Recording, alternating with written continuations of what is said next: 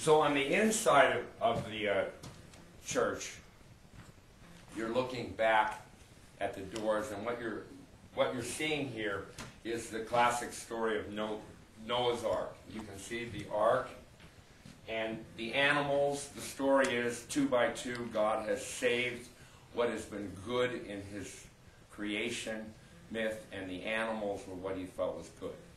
So this is another rendition of the battle of good and evil, in the sense that God has saved the animals, which were good, and wiped out all the rest that was bad in the flood. So that's the basic storyline of Noah's Ark. What I've done as an artist, you know, the artist's role is to interpret, not to regurgitate, but to interpret. So I felt I created something completely new and fresh here, because I have depicted the animals of the Northwest, which are our animals, in a symbol of infinity. And the infinity symbol lends itself to the storyline, in the sense that God is infinite, as well as depicting the life force itself. And that's my take on this. It's the life force rendered in a symbol of infinity, with all the animals interwoven together. You can see the pattern is weaving together as it moves up the infinity, connecting life to life, the interconnectedness of life. So the life force is represented by the infinity, and the interconnected, interwoven nature of life really depicts our ecosystem and what we should really reverence. So the movement of the piece starts with the ground animals. I've got this great elk here, and the cougars and the horses, all the land animals, going up into the circle, and you start to get more momentum as you go up into the sky zone. We have the earth zone, we have the sky zone. The sky zone is represented by the birds. They're starting to take off, flap, more movement up there.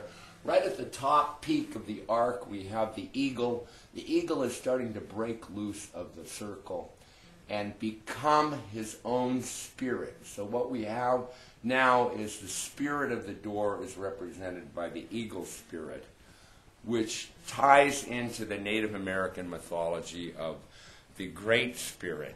The Great Spirit is always represented by the eagle. The eagle is the visionary, the fly highest, the fly fastest. So the Indians depicted the spirit world by the eagle.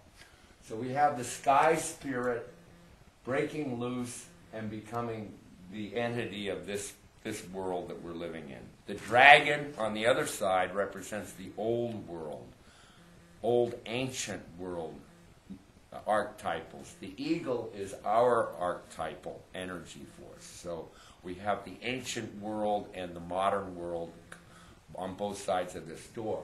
So in addition to the eagle now, we have underneath the ark a sea turtle.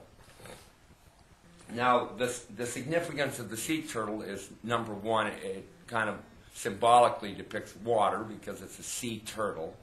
But more than that, it ties into the American Indian native people's sensibility about Mother Earth being Turtle Island. So we have basically Turtle Island, Mother Earth. We have the eagle, Father Sky, and we have the life force itself. So we have the trilogy of the prayer to the Great Spirit, which is to reverend life, and the Native Americans themselves, I thought, reverend life more than any other culture.